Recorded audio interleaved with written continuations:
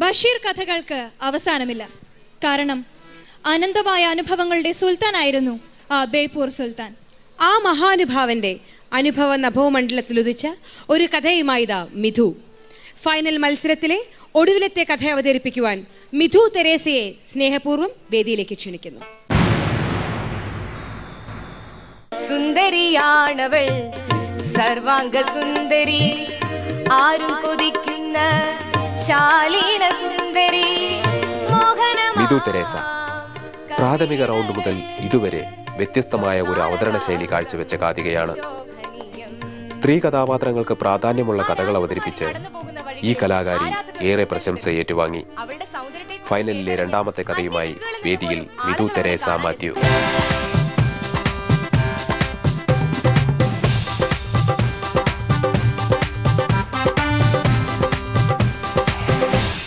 എല്ലാവരുടെയും അനുഗ്രഹാശിസുകൾക്ക് വേണ്ടി വീണ്ടും പ്രാർത്ഥിച്ചുകൊണ്ട് ഞാൻ ആരംഭിക്കട്ടെ.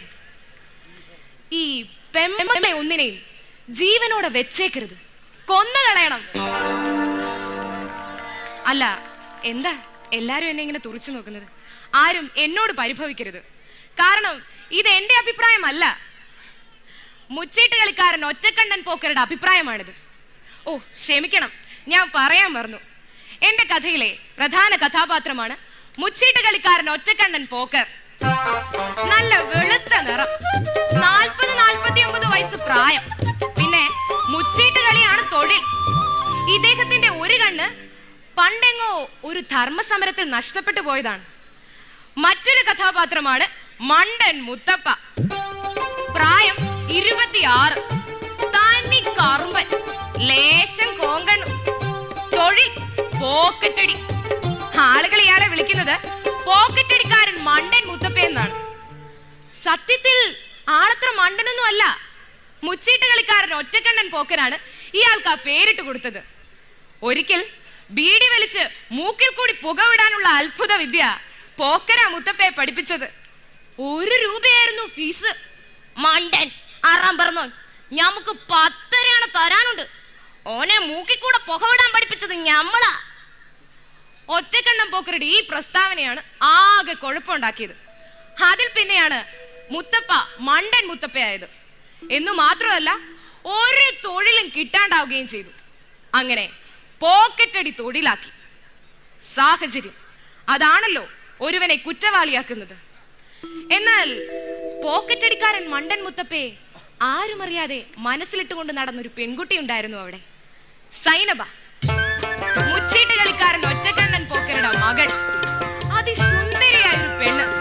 മധുര 17, മധുര 18 കഴിഞ്ഞ് ഇപ്പോൾ മധുര 19 എത്തി നിൽക്കുന്നു. ഇവളാണ് ഈ കഥയിലെ നായിക, സൈനബ.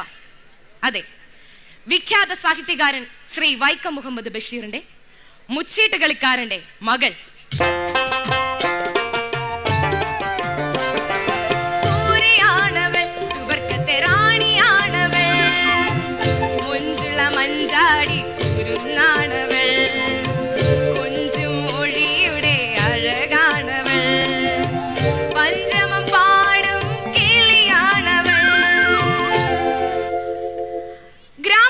സുന്ദരമായി എരച്ചു തുടങ്ങുന്നതേയുള്ളൂ. ആ ചന്തയിലെ അതിപുരാതനമായ പൂപ്പരുത്തി വൃക്ഷത്തണലിൽ നിൽക്കുന്നു മുച്ചീട്ട് കളിക്കാരൻ ഒറ്റക്കണ്ണൻ പോക്കർ. അയാൾ തന്റെ കലാപരിപാടികൾ തുടങ്ങാൻ പോവുകയാണ്. നിലത്ത് പഴയ പത്രക്കടലാസുകൾ നിരത്തിയിട്ട് അതിന്റെ 4 മൂലയിലും വൃത്തിയുള്ള ചെറിയ കല്ലുകൾ പെറുക്കി വെച്ചു. എന്നിട്ട് തന്റെ കയ്യിലിരുന്ന ഒരു കെട്ട് പുത്തൻ ചീട്ടിൽ നിന്നും 3 തിരഞ്ഞെടുത്ത് അത് മാലോകരെ ഉയർത്തിക്കാട്ടി. 1 രൂപ ചീട്ടും 2 പുള്ളിച്ചീട്ടുകളും. തന്റെ സത്യസന്ധതയെ വെളിപ്പെടുത്തിക്കൊണ്ട് അയാൾ പ്രപഞ്ചത്തെ നോക്കി മുദ്രാവാക്യം മുഴക്കി. 1 വെച്ച 2, 2 വെച്ച 4, രൂപത്തെ വെച്ച നിങ്ങൾക്ക്, പുള്ളിയെ വെച്ച ഞമ്മക്ക്, ആർക്കും വെക്കാം, മായമില്ല, മന്ത്രമില്ല. ഒരു മാജിക്കുകാരന്റെ കൈയടക്കത്തോടെ അയാൾ ചീട്ടുകൾ കടലാസിൽ കമഴ്ത്തിയിട്ടു. ആളുകൾ തടിച്ചുകൂടി. അവരാ ചീട്ടുകളിൽ കാശ് വെച്ചു. പക്ഷേ ചീട്ട് മലർത്തിയപ്പോ കാശ് മുഴുവൻ പോക്കർക്ക്. തോറ്റെന്ന് കരുതി ആളുകൾ പിന്തിരിയുന്നില്ല, വീണ്ടും വീണ്ടും കളിക്കുന്നു. 1 വെച്ചാൽ 2 കിട്ടാൻ ആഗ്രഹമില്ലാത്തവരായി ആരാണുള്ളത്?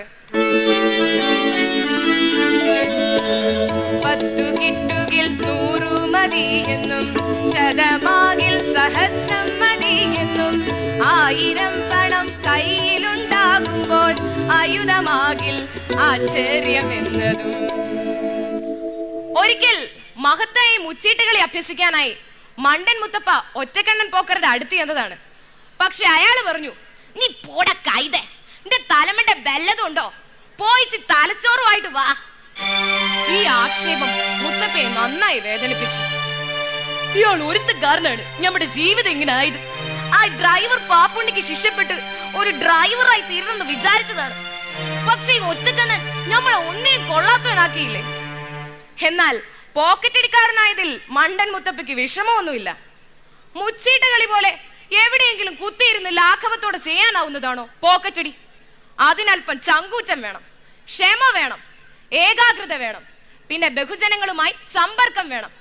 ചുരുക്കത്തിൽ ജനങ്ങളോടൊപ്പം ചേർന്ന് അവരുടെ സുഖ ദുഃഖങ്ങളിൽ പങ്കുകൊള്ളണം, കൂട്ട ജീവിതം നയിക്കണം.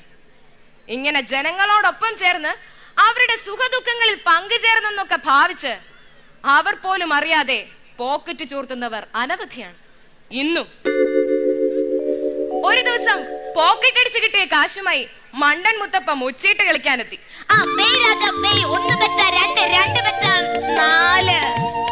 അപ്പോഴാണ് ഒറ്റക്കണ്ണൻ പോക്കര് മണ്ടൻ മുത്തപ്പയെ കണ്ടത്.